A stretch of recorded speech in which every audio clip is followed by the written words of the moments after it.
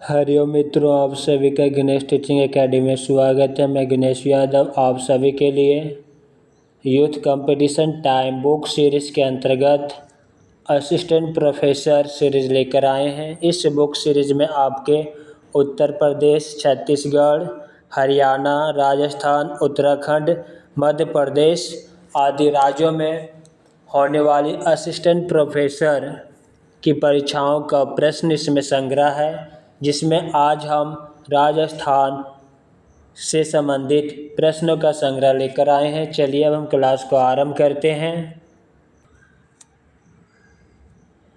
आज का टॉपिक है राजस्थान लोक सेवा आयोग कॉलेज व्याख्याता असिस्टेंट प्रोफेसर परीक्षा 2020। मित्रों, इस परीक्षा में आपके कुल 150 प्रश्न पूछे गए थे, जिसमें आज की क्लास में हम 75 प्रश्न लेकर आए हैं। बाकी बचे हुए प्रश्न को हम नेक्स्ट वीडियो में लेकर आएंगे। चलिए क्लास को आरंभ करते हैं। प्रश्न संख्या पहला, किसी विकल्प को सभी शब्द शुद्ध है। यहाँ पर आंसर में त्रुटि दिया गया है, इसलिए इनकी व्याख्या को देखते हैं। आयोग ने इस प्रश्न का मूल्यांकन से बाहर कर दिया है। इस प्रश्न का विकल्प सी तथा डी दोनों को ही सही माना गया है। स्वादिष्ट का शुद्ध शब्द स्वादिष्ट है। छत्र छाया का शुद्ध शब्द छत्र छाया। प्रश्न संख्या दूसरा को देखते हैं। अशुद्ध शब्द नहीं है, ऑप्शन सी अशुद्ध शब्द नहीं है, पुनरपि। चलिए इनकी व्याख्या को देख लेते हैं। पुनरपि अशुद्ध शब्द नहीं है, जबकि याज्ञवल्क्य का शुद्ध शब्द याज्ञवल्क्य, मंत्रिपरिषद का शुद्ध शब्द मंत्रिपरिषद, ज्योत्सना का शुद्ध शब्द ज्योत्सना। प्रश्न संख्या तीसरा, शुद्ध वाक्य नहीं है, ऑप्शन डी शुद्ध वाक्य नहीं है। चलिए शुद्ध वाक्य को देखते हैं। इसी बहाने हमें दर्शन हो गए, अश्वमेघ का घोड़ा पकड़ा गया, उपस्थित लोगों ने संकल्प किया। चलिए व्याख्या को देखते हैं। आपका यह मत ग्रह योग्य है, शुद्ध वाक्य नहीं है, जबकि इसका शुद्ध वाक्य होगा आपका यह मत ग्राह्य है।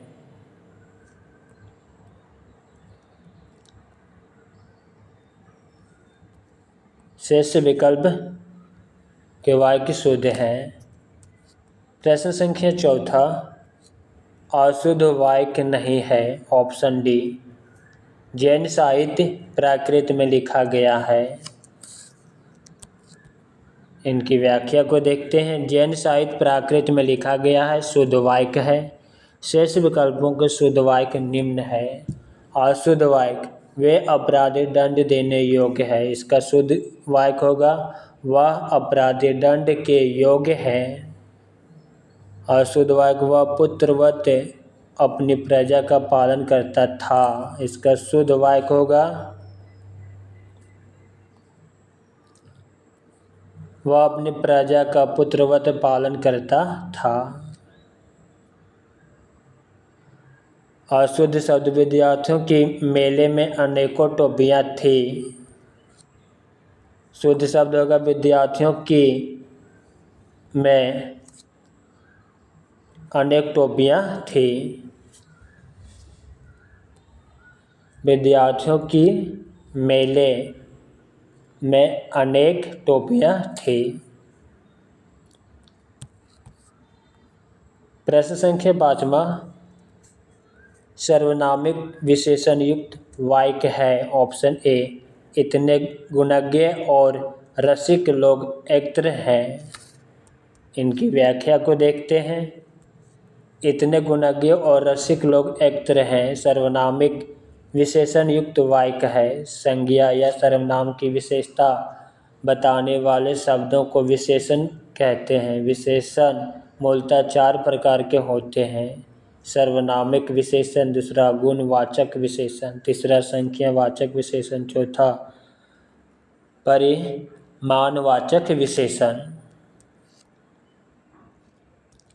सर्वनामिक विशेषण पुरुषवाचक और निजवाचक सर्वनाम मैं, तू, वह के सिवा अन्य सर्वनाम जब किसी संज्ञा के पहले आते तब वे सर्वनामिक विशेषण कहलाते हैं।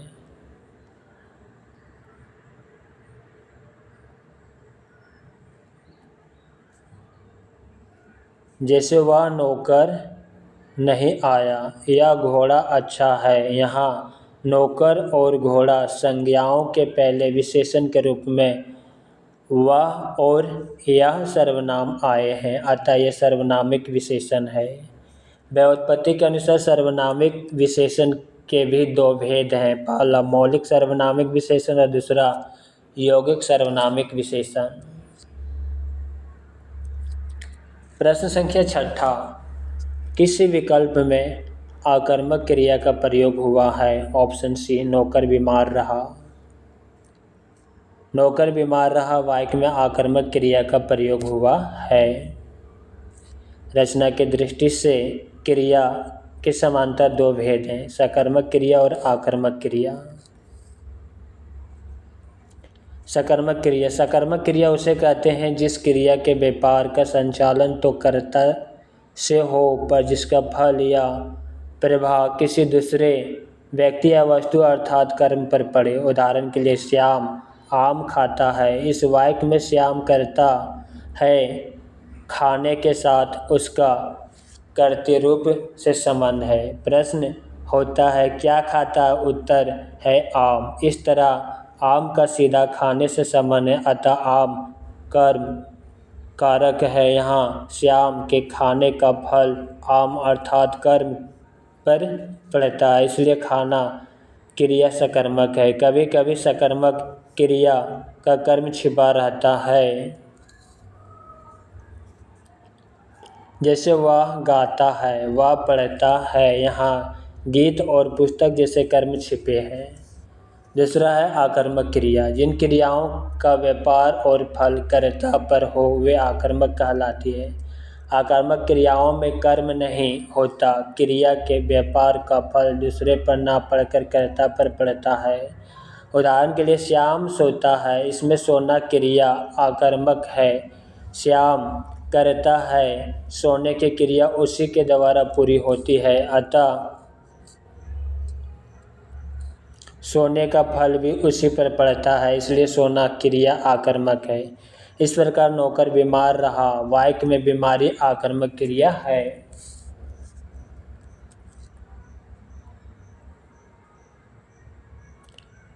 प्रश्न संख्या 7, समुच्चय बोधक अव्यय का प्रयोग नहीं हुआ है।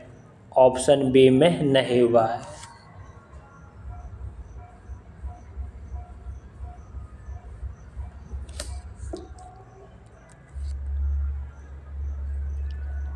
राजा ने समुद्र पर्यंत राज्य बढ़ाया वाक्य में समुच्चय बोधक अव्यय का प्रयोग नहीं हुआ। अन्य विकल्पों में समुच्चय बोधक अव्यय का प्रयोग हुआ है।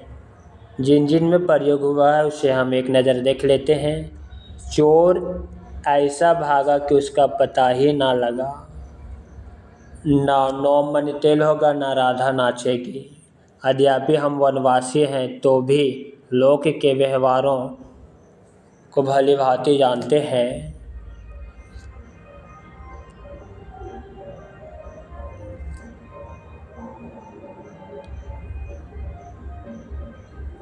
चलिए इनकी व्याख्या को देखते हैं।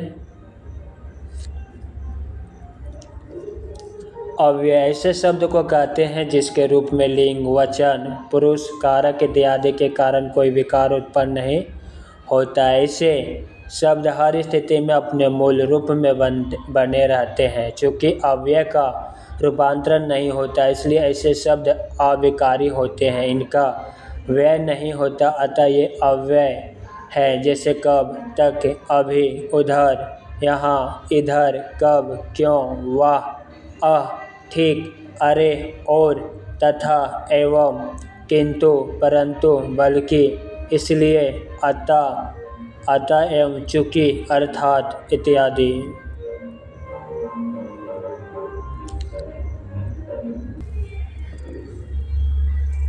अव्यय के भेद। समानता अव्यय के 4 भेद हैं। पहला क्रिया विशेषण, दूसरा संबंध बोधक, तीसरा समुच्चय बोधक, चौथा विस्मय आदि बोधक।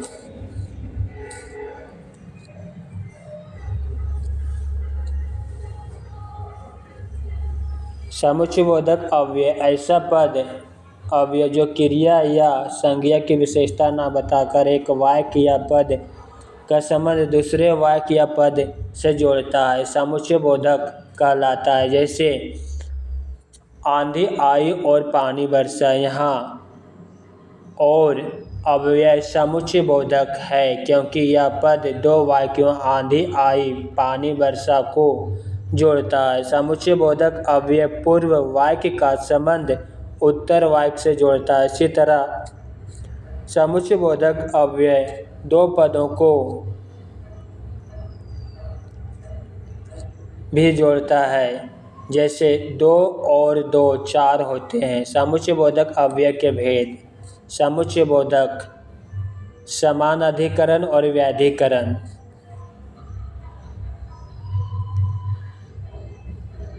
व्याधिकरण के 4 खंड हैं, संयोजक, विभाजक, विरोधदर्शक, परिणामदर्शक। व्याधिकरण का भी 4 खंड है, कारणवाचक, उद्देश्यवाचक, संकेतवाचक, स्वरूपवाचक।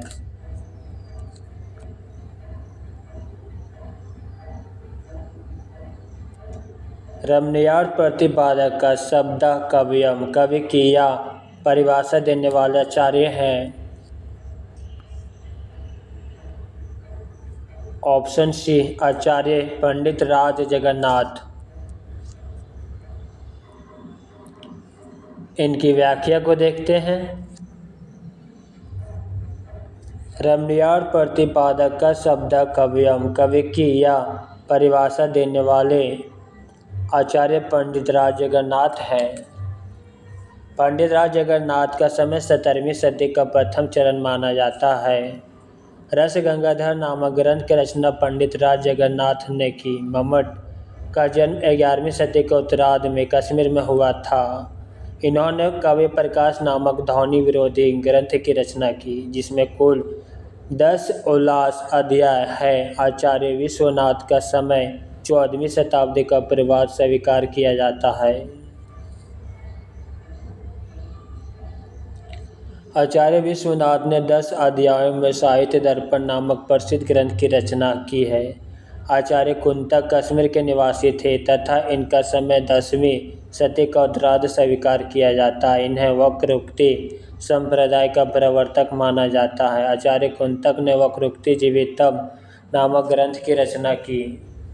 संस्कृत में काव्य लक्षण आचार्यों ने मुख्यतः 3 आधारों पर किया है, जो निम्न है। पहला शब्द और अर्थ के आधार पर, दूसरा शब्द के आधार पर, तीसरा रस और ध्वनि के आधार पर। आचार्य और काव्य लक्षण।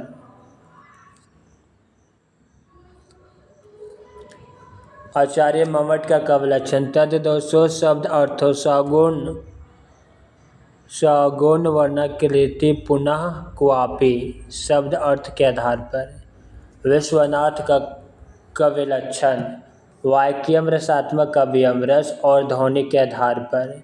आचार्य कुंतक के काव्य लक्षण। शब्द अर्थो सहितो वक्र कवि, व्यापार शालिनी बंधे व्यवस्थितो काव्यम, तद्दिदहास्यकारिणी। शब्द अर्थ के आधार पर। प्रश्न संख्या 9। अंतःकरण की वृत्तियों के चित्र का नाम कविता है, कहकर कविता की परिभाषा देने वाले आचार्य महावीर प्रसाद द्विवेदी। अंतःकरण की वृत्तियों के चित्र का नाम कविता है। कविता की परिभाषा आचार्य महावीर प्रसाद द्विवेदी ने दी। आचार्य महावीर प्रसाद द्विवेदी को हिंदी का प्रथम लोकवादी आचार्य माना जाता। महावीर प्रसाद द्विवेदी का जन्म 1864 और मृत्यु 1938 ईस्वी में हुआ था। रायबरेली के दौलतपुर गांव में इसका जन्म हुआ था। महावीर प्रसाद द्विवेदी के अनुदित व मौलिक लगभग 80 ग्रंथ हैं। इनके प्रमुख कृतियाँ निम्न है। काव्य मंजूषा सुमन कन्या कुब्ज अबला विलाप देवी स्तुति शतक सरगोर नरक ठेकान नहीं आदि। महावीर प्रसाद द्विवेदी ने लिखा है, कविता का विशेष मनोरंजन एवं उपदेशजनक होना चाहिए। यमुना के किनारे केली कौतूहल का अद्भुत वर्णन बहुत हो चुका। न पारकियाओं पर प्रबंध लिखने की अब कोई आवश्यकता है और न साविकियों के गतागत की पहेली बुझाने की। चींटी से लेकर हाथी पर्यंत, भिक्षुक से लेकर राजा पर्यंत मनुष्य, बिंदु से लेकर समुद्र पर्यंत जल, अनंत प्रकाश, अनंत आकाश, अनंत पृथ्वी, अनंत पर्वत, सभी पर कविता हो सकता है। आचार्य महावीर प्रसाद द्विवेदी ने साहित्य को ज्ञान राशि का संचित कोष माना। आधुनिक युग के हिंदी आचार्यों व कवियों ने निम्नलिखित कवि लक्षण लिखे हैं।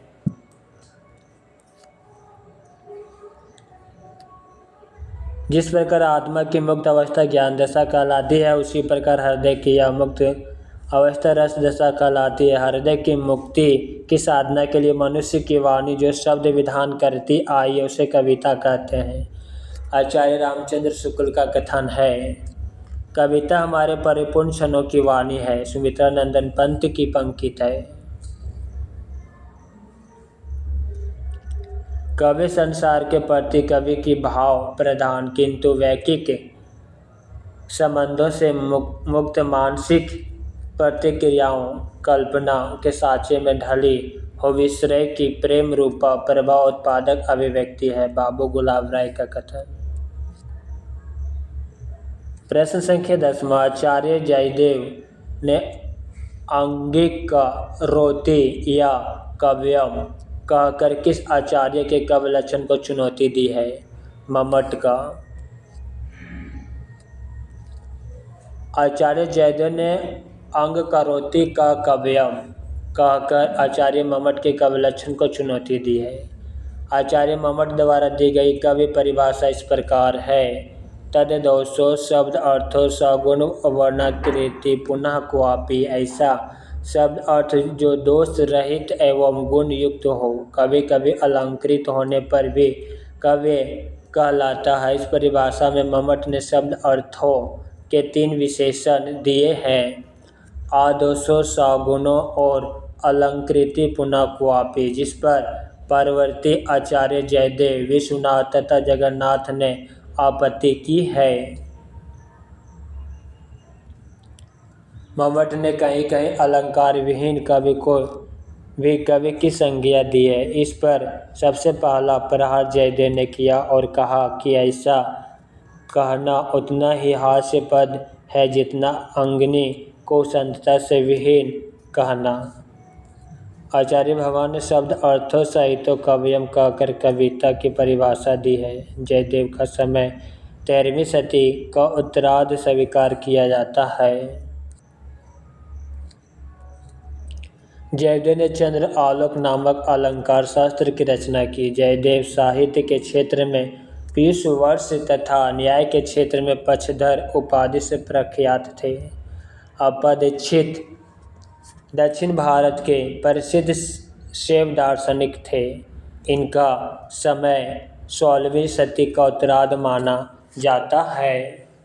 अप्पा दीक्षित ने वृत्ति वर्तिका, चित्रमीमांसा तथा कुवलय आनंद नामक ग्रंथ की रचना की। प्रश्न संख्या 11। भट्टतोत के अनुसार काव्य हेतु प्रतिभा की व्याख्या है, प्रज्ञा न उन्मेष शालिनी प्रतिभा मता।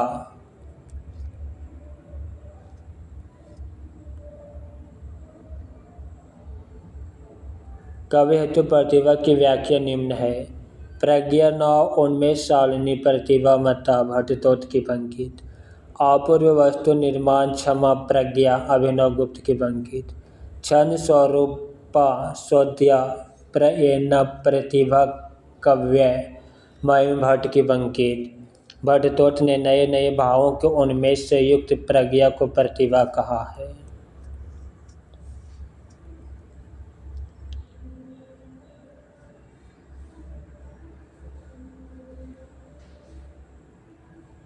भारतीय काव्य शास्त्र में काव्य हेतु 3 भेद बताए गए हैं। पहला प्रतिभा, दूसरा व्युत्पत्ति, तीसरा व्यास। इनमें प्रतिभा सर्वप्रमुख काव्य हेतु है जिसे कवित्व का बीज माना गया है। आचार्य भामा ने काव्य अलंकार में कवि की प्रतिभा को ही काव्य सृजन का मूल हेतु माना है।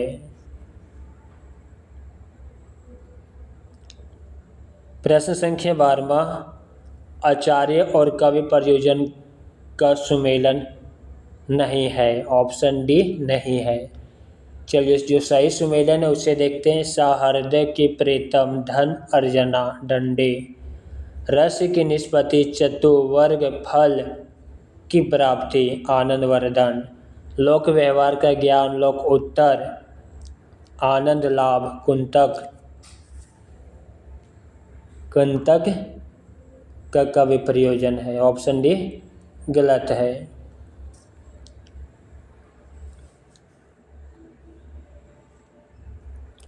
कीर्ति व प्रीति विश्वनाथ कवि प्रयोजन व आचार्य का गलत सुमेलन है। सही सुमेलन है आचार्य भोज कीर्ति व प्रीति।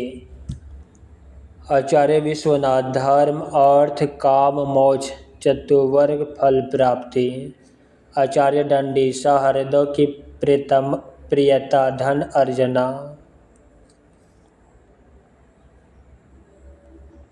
आनंद वर्धन के कवि प्रयोजन रस की निष्पत्ति चतुर्वर्ग फल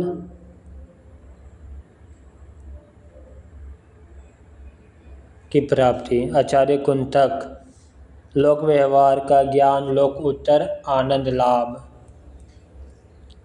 प्रश्न संख्या 13, निम्नलिखित में से कौन सा काव्य हेतु नहीं है। ऑप्शन सी नहीं है।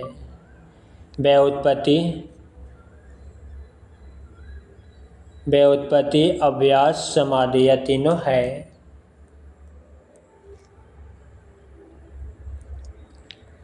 प्रेरणा काव्य हेतु नहीं है। काव्य हेतु का अर्थ है काव्य की उत्पत्ति का कारण। बाबू गुलाब राय ने शब्दों में हेतु का अभिप्राय उन साधनों से है जो कवि की काव्य रचना में सहायक होते हैं। काव्य हेतु मुख्यतः 3 भेद है, प्रतिभा व्युत्पत्ति अभ्यास। इसमें प्रतिभा सर्वप्रथम काव्य हेतु है जिसे कवित्व का बीज माना गया है। राजशेखर ने काव्य मीमांसा के अंतर्गत काव्य के 4 हेतु की चर्चा की है। पहला प्रतिभा, दूसरा व्युत्पत्ति, तीसरा व्यास, चौथा समाधि। राजशेखर ने प्रतिभा के 2 भेद किए हैं, कार्य इतरी प्रतिभा और भाव इतरी प्रतिभा।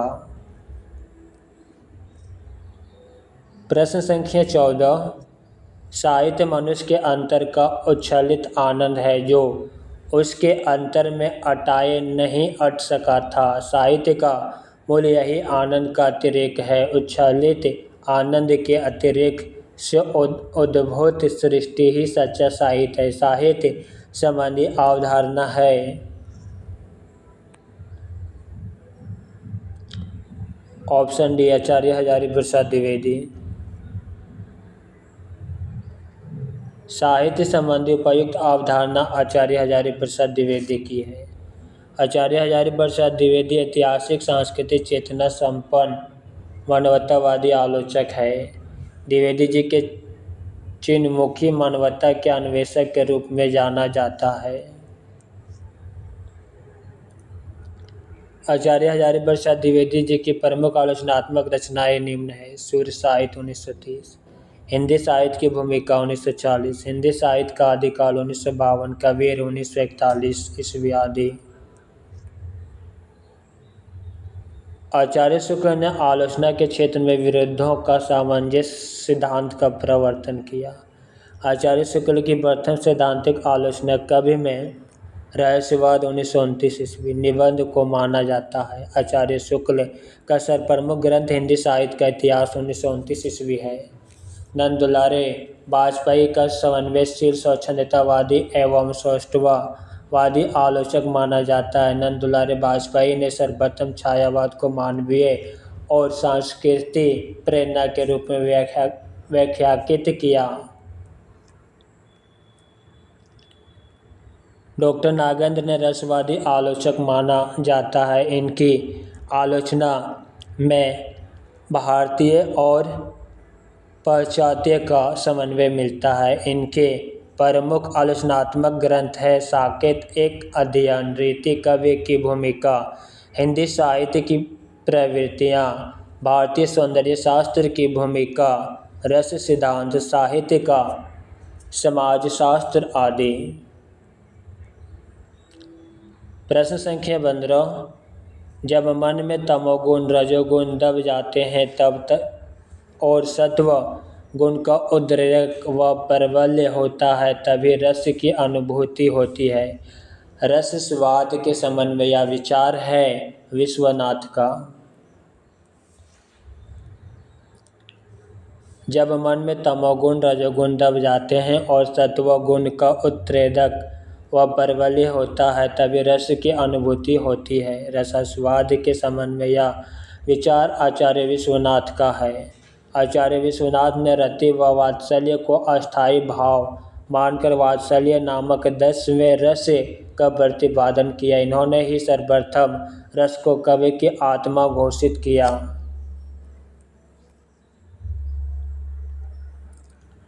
नाट्य दर्पण ग्रंथ रामचंद्र गोनीचंद्र की सम्मिलित कृति है जिनमें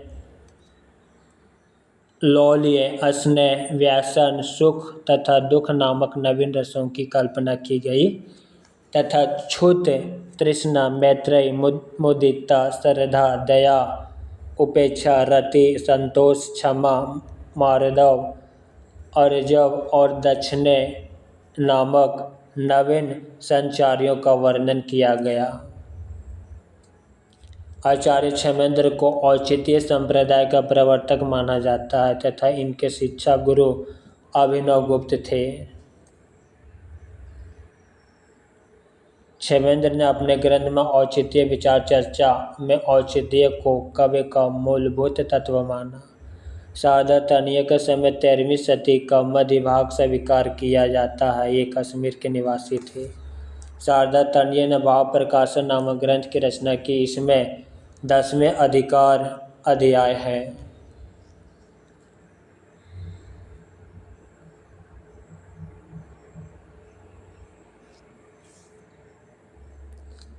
प्रश्न संख्या 16, व्यक्तित्व तो विशेष ही रहता है पर प्रतिष्ठा उसमें ऐसे सामान्य धर्म की रहती है जिसके साक्षात्कार से सब श्रोताओं या पाठकों के मन में एक ही भाव का उदय थोड़ा या बहुत होता है। साधारणीकरण के विषय में यह कथन है आचार्य रामचंद्र शुक्ल का। साधारणीकरण के संबंध में उपयुक्त कथन आचार्य रामचंद्र शुक्ल का है। साधारणीकरण की अवधारणा सर्वप्रथम भट्टनायक ने प्रस्तुत किया। आधुनिक काल में रामचंद्र शुक्ल, श्याम सुंदर दास, डॉक्टर नागेंद्र, नंद दुलारे वाजपेयी आदि ने साधारणीकरण की व्याख्या प्रस्तुत की। आचार्य और साधारणीकरण, भट्टनायक का साधारणीकरण विभाव आदि का साधारणीकरण होता है। रामचंद्र शुक्ल आलम्बत्व व धर्म का साधारणीकरण होता है। डॉक्टर नागेंद्र कवि की अनुभूति का साधारणीकरण होता है। श्याम सुंदर दास सहृदय के चित्त का साधारणीकरण होता है। आचार्य नंद दुलारे वाजपेयी को समन्वयशील स्वच्छंदतावादी एवं सौष्ठववादी आलोचक माना जाता है। इनकी प्रमुख कृतियां निम्न है। हिंदी साहित्य 20वीं शताब्दी 1942 ईस्वी, आधुनिक साहित्य 1950, रस सिद्धांत 1977, रीति और शैली 1979, नया साहित्य नए प्रश्न 1955 ईस्वी। प्रश्न संख्या 17, अभिनवगुप्त के अनुसार रसास्वाद प्रक्रिया के संबंध में अनुपयुक्त कथन है। Option A. चलिए उपयुक्त कथन को देखते हैं। अस्थायी भाव अनादि वासना के रूप में सहृदय के हृदय में पूर्व स्थित रहता है। विभाव आदि व्यंजक होते हैं और रस व्यंग्य, रस आनंद अखंड होता है। इनकी व्याख्या को देखते हैं। अभिनवगुप्त के अनुसार रसास्वाद प्रक्रिया के संबंध में अनौपयुक्त कथन साधारणीकरण व्यंजना के विभाजन व्यापार का परिणाम नहीं है। अभिनवगुप्त ने तंत्र आलोक नामक श्रेष्ठ दार्शनिक कृति की रचना की, जिसमें तंत्र शास्त्र का विश्वकोश माना जाता है। साधारणीकरण के संबंध में अभिनवगुप्त का मत है कि शब्द और अर्थ की व्यंजना शक्ति के माध्यम से सहृदय को रसास्वादन होता है। अतः भावकत्व व्यापार और भोजकत्व व्यापार की स्वीकृति की आवश्यकता नहीं है। अभिनवगुप्त के अनुसार साधारणीकरण विभव आदि के साथ साथ अस्थायी भाव का भी होता है और अस्थायी भाव के साधारणीकरण से ही विभव आदि का साधारणीकरण होता है। भट्टनायक ने साधारणीकरण को ही रसास्वादन का हेतु माना है, किंतु अभिनवगुप्त साधारणीकरण को ही आनंद स्वरूप रसास्वादन की दशा मानते हैं। अभिनवगुप्त अभिव्यक्तिवाद के संस्थापक हैं, जो शैव दर्शन पर आधारित है। इनके अनुसार अस्थायी भाव व्यंग और विभव आदि व्यंजक है। इनके संयोग से रस की अभिव्यक्ति होती है। वह ना तो उत्पन्न होता है और ना ही अनुमय, वह तो अभिव्यक्ति होता है। भारतीय काव्यशास्त्र में रस की सर्वप्रथम व्याख्या भरत मुनि कृत नाट्यशास्त्र में मिलती है। अब हम प्रश्न संख्या 18 के देखते हैं।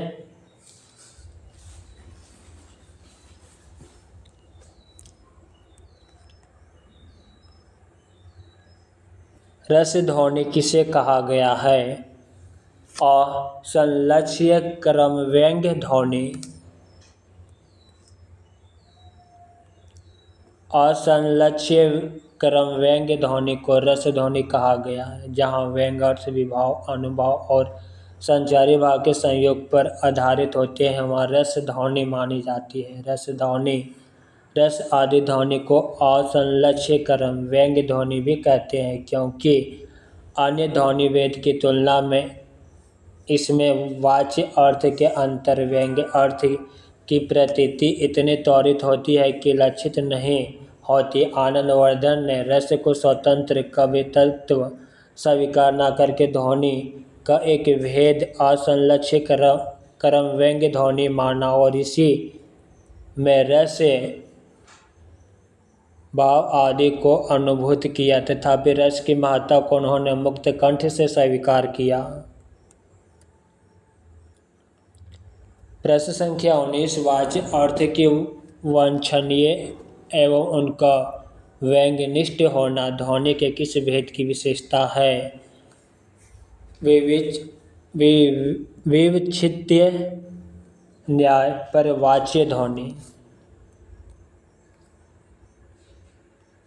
वाच्य अर्थ के वांछनीय एवं उनकी व्यंग्यनिष्ठ होना ध्वनि के विच्छित्य न्याय पर वाच्य ध्वनि की विशेषता है। आचार्य आनंदवर्धन ने सर्वप्रथम ध्वनि के दो भेद किए हैं। पहला अविच्छित वाच्य ध्वनि अथवा लक्षणा मूल ध्वनि, दूसरा है विच्छित्ता न्याय पर वाच्य ध्वनि अथवा अविदा मूलः ध्वनि। ध्वनि के भेद और उपभेद को तालिका के माध्यम से इस प्रकार समझा जा सकता है।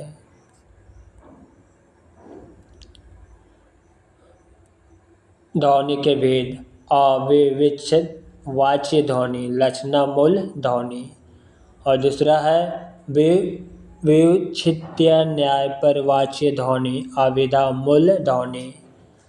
लक्षणा मूल ध्वनि के दो खंड हैं और अविदा मूल ध्वनि के भी दो खंड है। लक्षणा मूल ध्वनि के अर्थ अंतर संक्रमित वाच्य ध्वनि, अत्यंत तिरस्कृत वाच्य ध्वनि। असंलक्ष्य क्रम व्यंग्य ध्वनि, संलक्ष्य क्रम व्यंग्य ध्वनि। जहाँ व्यंग्य अर्थ के पूर्व मुख्य अर्थ विद्यमान रहता है, अर्थात मुख्य अर्थ बोध नहीं रहता, तथा जिससे लक्ष्य अर्थ के ग्रहण की आवश्यकता पढ़े वहाँ विच्छिद न्याय पर वाच्य ध्वनि अथवा आविदा मूला ध्वनि होती है।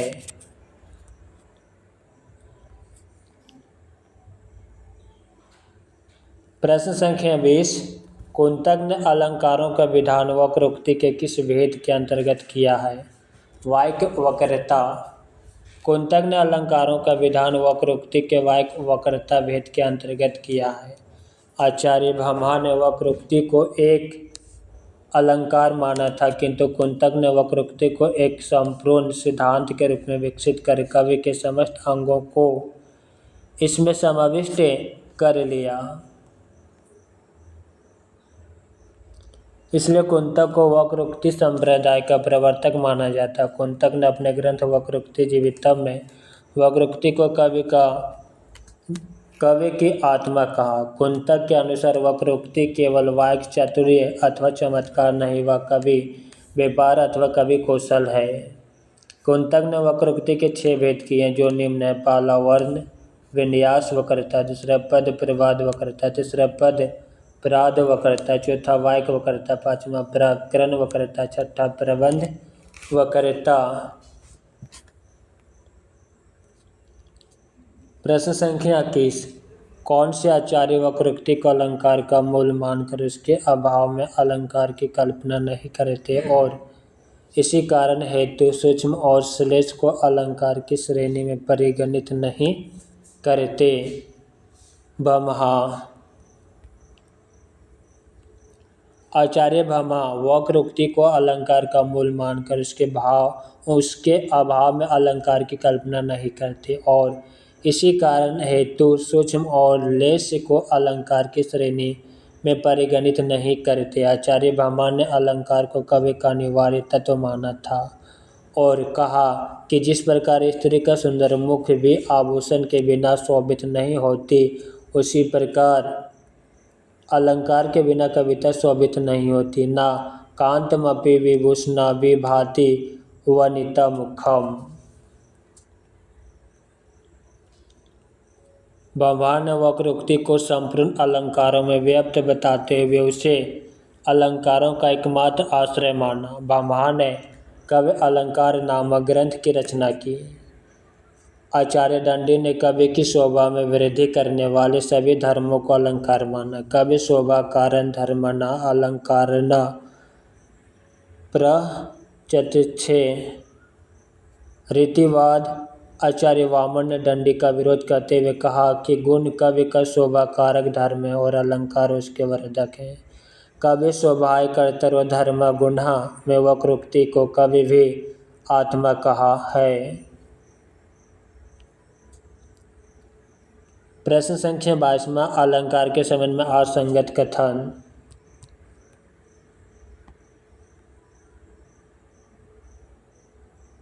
ऑप्शन डी असंगत है। चलिए अब संगत कथन को देखते हैं। वर्णीय रस की अनुकूलता के अनुसार वर्णों का बार बार व पास पास प्रयोग होने पर अनुप्रास अलंकार होता है। सार्थक अथवा निरर्थक भिन्न अर्थ वाले वर्ण समुदाय की क्रमशः आवृत्ति को यमक कहते हैं। उपमेय व उपमान में भिन्नता के होने पर भी साम्य स्थापना को उपमा कहते हैं। इनकी व्याख्या को देखते हैं। वक्ता द्वारा अन्य अभिप्राय से कथित वाक्य को कक्कुस से जब श्रोता अन्य अर्थ कल्पित करे तो वह संदेह अलंकार होता है। अलंकार के संबंध में असंगत कथन है। यहाँ पर संदेह अलंकार नहीं वरन वक्रोक्ति अलंकार होगा।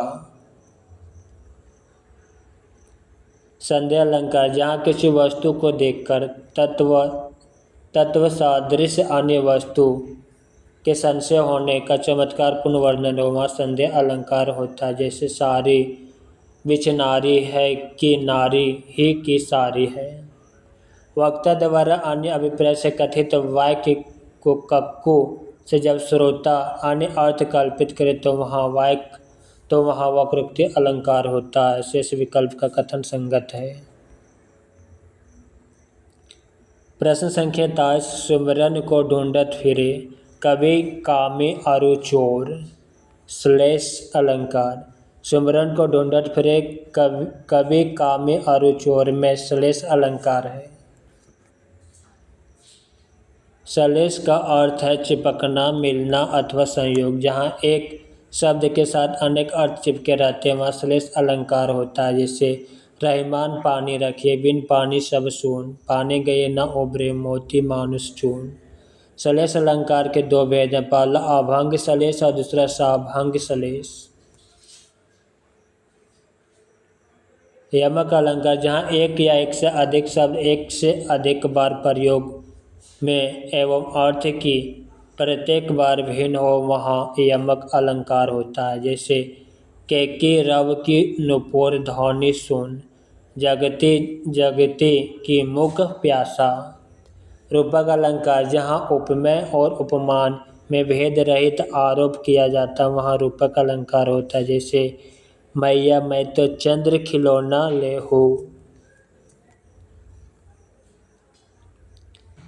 प्रश्न संख्या 24, जहाँ प्रस्तुत में अप्रस्तुत की संभावना होती है वहाँ अलंकार होता है उत्प्रेक्षा। जहाँ प्रस्तुत में अप्रस्तुत की संभावना होती है वहाँ उत्प्रेक्षा अलंकार होता है।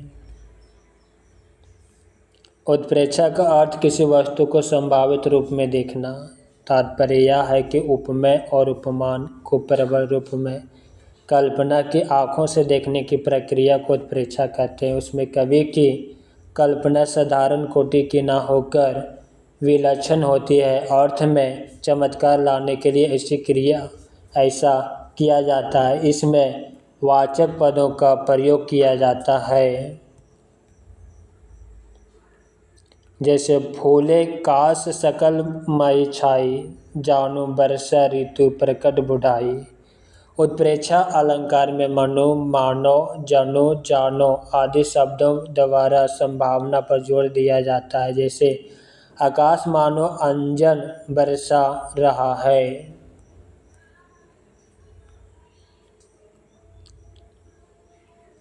प्रश्न संख्या 25, पाई महावर देन को, नैनी बैठी आई, फिरी फिरी जानी महावरी एडी मिलती जाई में अलंकार है भ्रांतिमान अलंकार।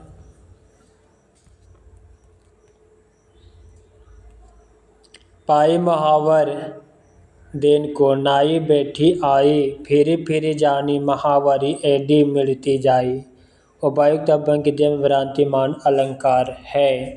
जहाँ सादृश्य के आधार पर किसी वस्तु को कुछ और ही समझकर उसका चमत्कारपूर्ण वर्णन किया जाए वहाँ भ्रांतिमान अलंकार होता है। जैसे कि सुख कुसुम जानकर झपटा भोर, सुख की लाल चोंच पर, तोते ने निज ठोर उठाई, जामुन का फल उसे सोचकर। प्रश्न संख्या 26, शून्य भीति पर चित्र रंग नाई, तनो बिनु लिखा चित्रे, धोए मिटे न मरही भीति, दुख पाई इति तनु हेरे में अलंकार है विभावना अलंकार।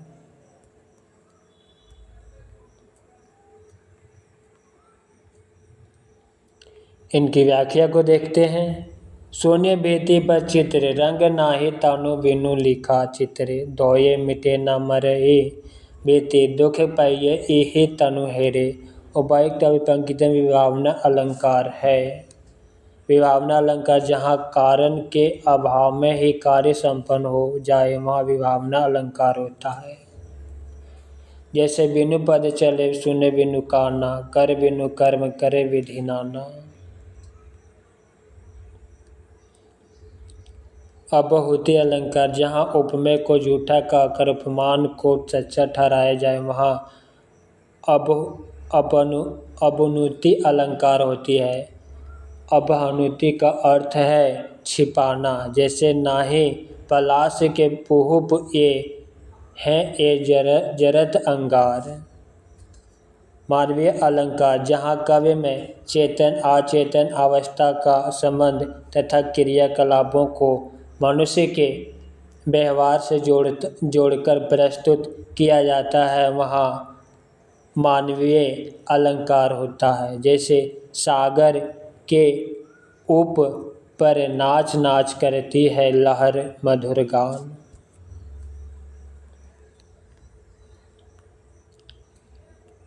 प्रश्न संख्या 27, वैनय सगाई के संबंध में असत्य कथन है। ऑप्शन बी असत्य कथन है। चलिए सत्य कथन को देखते हैं। यह डिंगल का विशिष्ट अलंकार है। चरण का प्रथम अक्षर व चरांत के अंतिम शब्द का प्रथम अक्षर समान होता है। चरण के प्रथम शब्द के आदि वर्ण की आवृत्ति चरांत शब्दों के अंत में भी संभव है। वैनय सगाई के संबंध में विकल्प बी का कथन असत्य है, शेष विकल्प सत्य है। वैनय सगाई राजस्थानी डिंगल काव्य का एक प्रमुख अलंकार है। डिंगल काव्य में वैनय सगाई अलंकार सर्वाधिक प्रयोग किया गया है। चरण काव्य में वैनय सगाई अलंकार का सर्वाधिक प्रयोग हुआ। डिंगल के प्रमुख विद्वान वैनय सगाई को अनुप्रास का भेद मानते हैं। मुरारी दीन ने अपने ग्रंथ डिंगल कोश में वैनय सगाई का निरूपण अनुप्रास के अंतर्गत न करके पृथक किया है।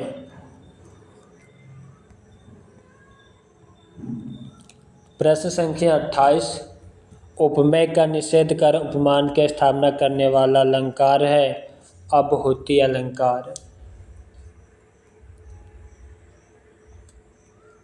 उपमेय का निषेध कर उपमान की स्थापना करने वाला अलंकार अबहुति अलंकार है। अबहुति अलंकार जहाँ उपमेय को झूठा कहकर उपमान को सच्चा ठहराया जाए वहाँ अबहुति अलंकार होता है। जैसे मैं जो कहा रघुवीर कृपाला, बंधु ना होई मोर यह काला। रूपक अलंकार जहाँ उपमेय और उपमान में पूर्ण समानता बताई जाए वहाँ रूपक अलंकार होता है। जैसे राम नाम मणि दीप धारू, जीही देहरी द्वार, तुलसी भीतर बहिरो जो चाहसी उजियार। प्रश्न संख्या 29, नेत्र निमीलन करती मानो, प्रकृति प्रबुद्ध लागी होने, जलधि लहरियों की अंगराई, बार बार जाती सोने में प्रमुख अलंकार मानवीय अलंकार है। उपायुक्त पंक्ति में मानवीकरण अलंकार है। मानवीकरण अलंकार जहाँ जड़ पदार्थों और प्रकृति के अंग नदी, पर्वत, लताएं, पेड़, झरने, हवा, पत्थर, पक्षी आदि पर मानवीय क्रियाओं का आरोप लगाया जाता है। अर्थात जब प्राकृतिक वस्तुओं में मानवीय भावनाओं का वर्णन हो अन्य निर्जीव चीज़ों में सजीव होना दर्शाया जाए तब वहाँ मानवीयकरण अलंकार होता है। जैसे हे वसुंधरा बिखेर देती मोती, सबके सोने पर रवि बटोर लेता है उसको सदा सवेरा होने पर। यहाँ वसुंधरा द्वारा मोती बिखरने से सूर्य द्वारा उसे सवेरे एकत्र कर लेने में मानवीय क्रियाओं का आरोप है।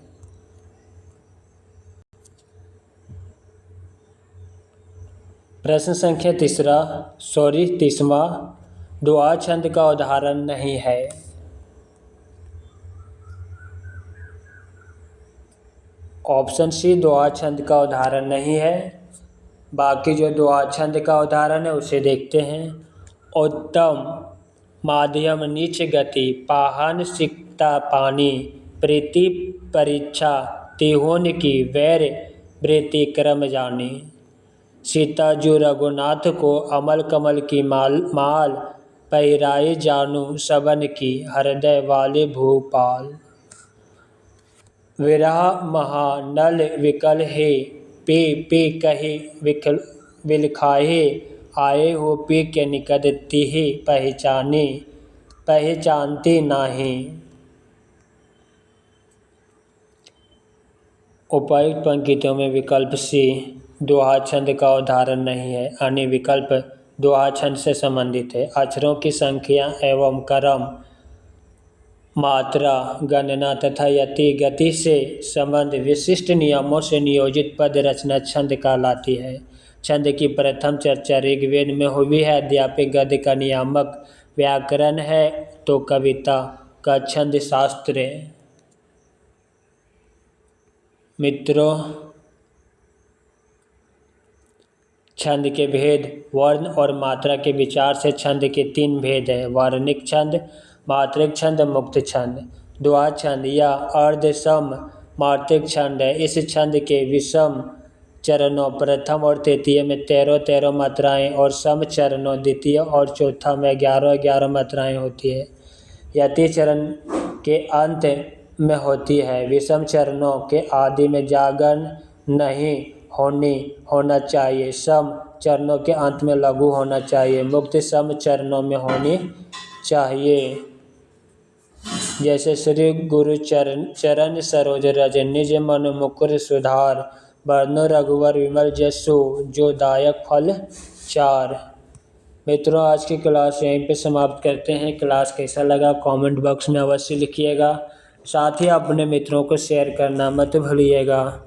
हरि ओम।